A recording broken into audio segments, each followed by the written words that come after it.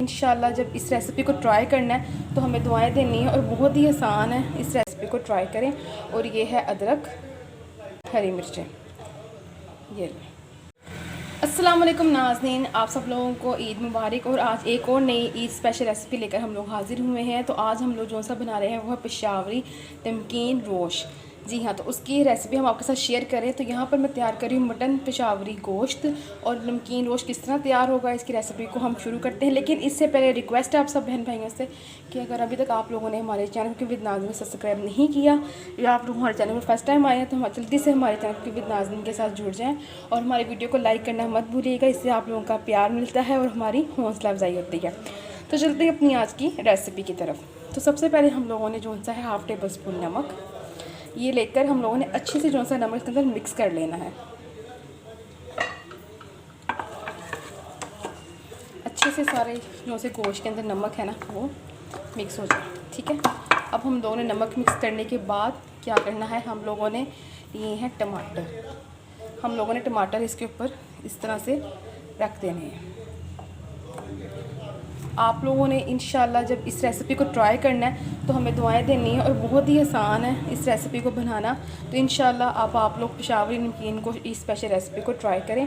और ये है अदरक, इस तरह मैंने 4 पीसेस कर ली हैं इसके। अब मैं ये हरी मिर्चें ये इसके अंदर मैंने शामिल कर दी हैं। और अब हम लोगों ने इसके अंदर हाफ़ टेबल स्पून ज़ीरा बिस्मिल्लाहिर्रहमानिर्रहीम शामिल करना है। और इसी स्टेज पे हम लोगों ने इसके अंदर जो सा 1 बड़ा चम्मच है कुकिंग ऑयल का, क्योंकि आप लोगों को पता है पेशावरी जो नमकीन गोश्त होता है वो तो अमूमन मतलब चर्बी वाला गोश्त होता है। लेकिन हमारे पास तो मतलब जो गोश्त है नॉर्मल है, इसके पे इतनी ज़्यादा कोई चर्बी नहीं है। लेकिन अगर आपके पास कुर्बानी का जानवर का गोश्त चर्बी वाला है तो आप लोग वो यूज़ करें तो वो ज़्यादा अच्छा मतलब टेस्ट देता है आप लोगों को। अब हमने क्या करना है, इस रेसिपी को हम लोगों ने पकने के लिए रख देना है चूल्हे पर। और इसके अंदर अगर आप लोग चाहें तो आप लोग ग्रेवी के थोड़े से प्याज भी ऐड कर सकते हैं। तो इंशाल्लाह आप इस रेसिपी से बनाएंगे तो बहुत ही मज़ेदार जो सा नमकीन पेशावरी रोश वो तैयार होगा। अब देखते हैं कि हांडी की क्या सूरत हाल है। बिस्मिल्लाहिर्रहमानिर्रहीम। ये देखें माशाल्लाह हमने कोई भी पानी नहीं शामिल किया था और कितना ज़्यादा पानी जो सा गोश्त ने वो छोड़ दिया। तो अभी हम इसको मज़ीद पकाते हैं क्योंकि गोश्त बिल्कुल भी नहीं गला। और मैंने बस आप लोगों को एक दफ़ा लुक दिखाना था। थोड़ी से मैंने प्याज भी शामिल कर दिए थे।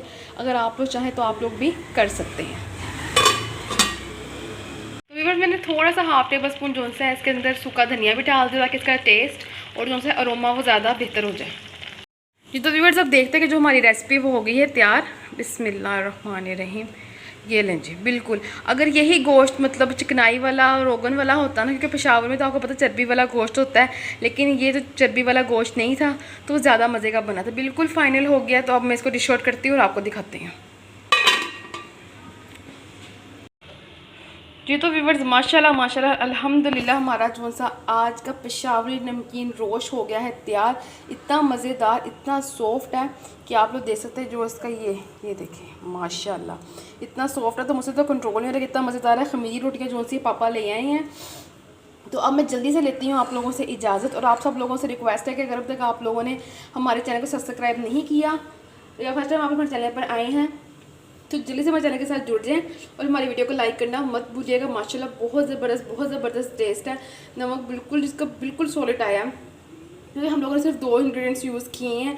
तो आप इंशाल्लाह इस रेसिपी को बनाएंगे तो बहुत इंजॉय करेंगे। वीडियो को लाइक करने से हमारी हौसला अफजाई हो जाएगी, लेकिन आपका कुछ नहीं जाएगा। लेकिन हम आपके लिए और नई रेसिपीज़ लेकर आते रहेंगे।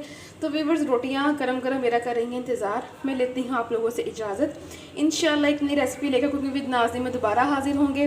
तब तक के लिए हमें इजाज़त दें। हम आपके लिए दुआ में याद रखिएगा। अल्लाह हाफिज़।